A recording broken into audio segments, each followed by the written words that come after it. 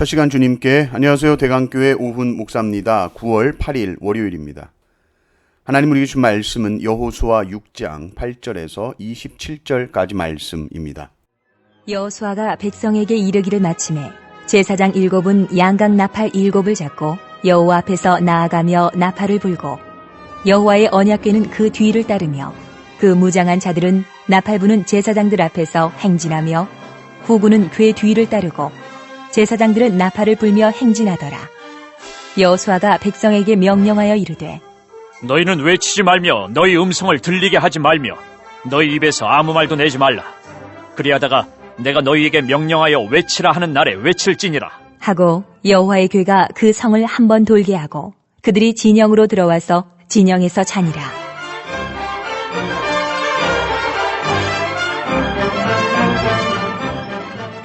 또 여호수아가 아침에 일찍이 일어나니 제사장들이 여호와의 궤를 메고 제사장 7은 양각 나팔 7을 잡고 여호와의 궤 앞에서 계속 행진하며 나팔을 불고 무장한 자들은 그 앞에 행진하며 후군은 여호와의 궤 뒤를 따르고 제사장들은 나팔을 불며 행진하니라. 그 둘째 날에도 그 성을 한 번 돌고 진영으로 돌아오니라. 엿새 동안을 이같이 행하니라. 일곱째 날 새벽에 그들이 일찍이 일어나서 전과 같은 방식으로 그 성을 7번 도니 그 성을 7번 돌기는 그날뿐이었더라. 7번째에 제사장들이 나팔을 불 때에 여호수아가 백성에게 이르되 외치라. 여호와께서 너희에게 이 성을 주셨느니라. 이 성과 그 가운데에 있는 모든 것은 여호와께 온전히 바치되 기생 라합과 그 집에 동거하는 자는 모두 살려주라. 이는 우리가 보낸 사자들을 그가 숨겨주었음이니라. 너희는 온전히 바치고 그 바친 것 중에서 어떤 것이든지 취하여 너희가 이스라엘 진영으로 바치는 것이 되게 하여 고통을 당하게 되지 아니하도록 오직 너희는 그 바친 물건에 손대지 말라. 은금과 동철 기구들은 다 여호와께 구별될 것이니 그것을 여호와의 곳간에 드릴지니라. 하니라. 이에 백성은 외치고 제사장들은 나팔을 불매 백성이 나팔 소리를 들을 때에 크게 소리질러 외치니 성벽이 무너져 내린지라. 백성이 각기 앞으로 나아가 그 성에 들어가서 그 성을 점령하고 그 성 안에 있는 모든 것을 온전히 바치되 남녀노소와 소와 양과 나귀를 칼날로 멸하니라. 여호수아가 그 땅을 정탐한 두 사람에게 이르되 그 기생의 집에 들어가서 너희가 그 여인에게 맹세한 대로 그와 그에게 속한 모든 것을 이끌어내라.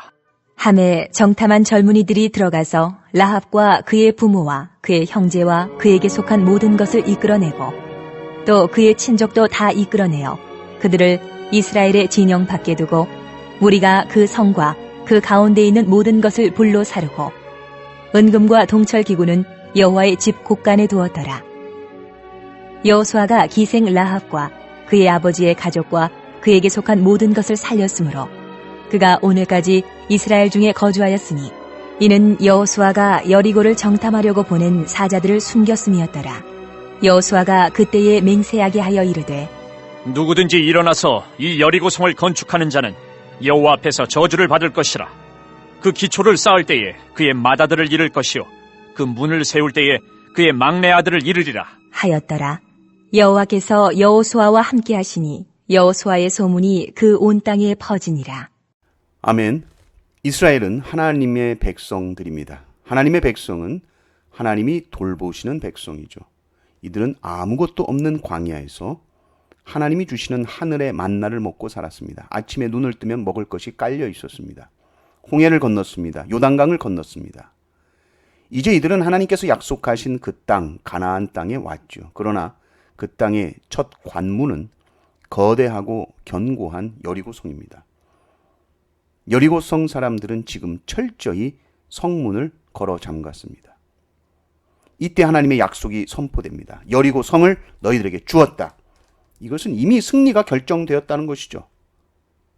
남은 것은 백성들의 순종입니다. 순종하면 승리를 줄게가 아니라 먼저 승리를 약속하셨고 우리의 순종은 약속을 믿기 때문에 순종하는 것입니다. 전투가 시작되기도 전이죠. 승패는 하나님 손에서 결정된 것입니다. 이미 이긴 그들에게 하나님께서는 그 백성들에게 명령하십니다. 돌아라. 여리고성을 돌라는 것입니다. 모든 군사들이 하루에 한 번씩 성을 돌아라. 이것을 6일 동안 반복해라.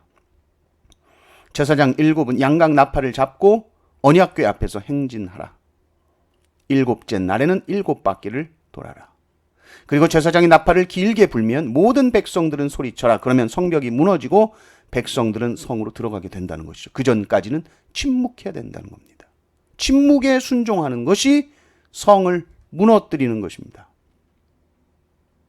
승리는 사람의 말에 달려있지 않습니다. 하나님의 말씀대로 되는 것입니다.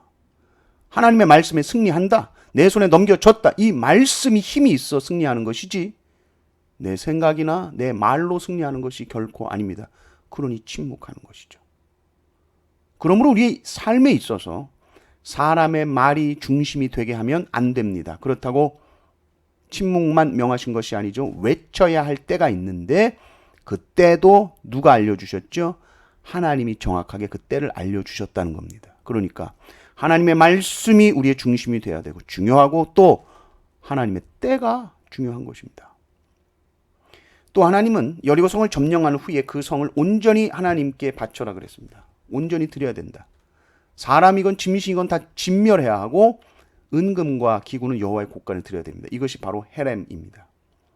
헤렘, 온전히 바치는 거, 온전히 드리는 거. 6장 17절에도 18절에도 나오는 말입니다. 헤렘입니다. 전쟁을 하고 나서 모든 전리품을 다 하나님께 드려야 됩니다. 그게 헤렘 전쟁입니다.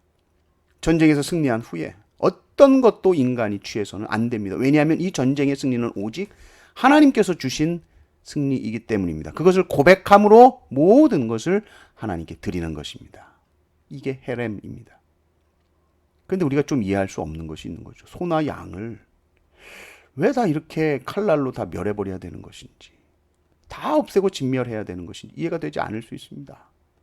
그런데 헤렘 전쟁은 가나안의 죄악과 우상 숭배를 철저하게 심판하시는 하나님의 목적이 있어요. 우상 문화, 죄악 이걸 완전히 철저하게 끊어내는 것이 목적입니다. 그래서 하나님의 백성들의 거룩함을 보존하기 위해서 그런 것이죠. 근데 뒤에 사무엘상을 보면 사울 왕도 헤렘 전쟁을 수행합니다. 그런데 승리한 후에 승리의 전리품을 남겨두죠. 사무엘이 왜 남겨뒀냐고 물어보자 제사 때 쓰려고 예배 때 쓰려고 남겨뒀다는 핑계를 댑니다. 사무엘이 말하죠. 순종이 제사보다 낫습니다. 여리고성 전투도 침묵의 순종만이 아니라 침묵의 순종에서 헤렘의 순종까지 완전히 죄악의 싹을 잘라버리는 것까지 나가야 되는 것입니다. 죄악을 남겨두면 반드시 다시 자라기 때문이죠. 그것은 여호수아 7장에서 좀 더 보게 될 것입니다. 하나님은 우리의 완전한 순종을 요구하십니다. 제사 드리는 것보다 순종하는 것을 더 귀히 여기신다는 것이죠. 말씀을 들으셨습니까? 그래서 죄를 회개하셨나요? 그러면 그 죄악의 뿌리, 우상의 뿌리, 하나님 기뻐하시지 않는 모든 죄를 완전히 끊어내십시오. 내 눈에 좋아 보이고 아까워 보이고 내 생각에 남겨두는 것이 합리적이라는 생각이 들어도 하나님께서 잘라내라 하시면 잘라내는 것입니다. 그것이 참된 순종입니다. 여리고성은 침묵의 순종으로 무너졌죠. 그런데 여리고성은 헤렘의 순종으로 그 여리고성 점령이 완성되는 것입니다. 그리고 이 여리고성은 절대로 다시 세워져서는 안 된다. 26절을 보면 만약에 여리고성을 다시 건축하면 저주를 받아서 장남이 죽고 막내가 죽을 거라고 경고까지 하십니다. 여호수아서에 수많은 전쟁이 나와 있어서 전쟁 이야기 같지만 사실은 단순한 전쟁 이야기가 아니라 성도들의 영적인 삶에 대한 이야기입니다. 뭐가 중요하냐? 성도의 삶은 순종이다. 그럼 그 순종은 어떤 순종이냐? 철저한 순종이다. 완전한 순종이다. 내 안의 우상들을 완전히 부셔야 되고 절대로 다시 세우면 안 된다. 진멸해야 된다. 하는 것이죠. 여호수아의 말씀을 통해서 우리 하나님께서 기뻐하신 순종을 계속해서 이루어 가시기를 주님의 이름으로 축원합니다. 아멘.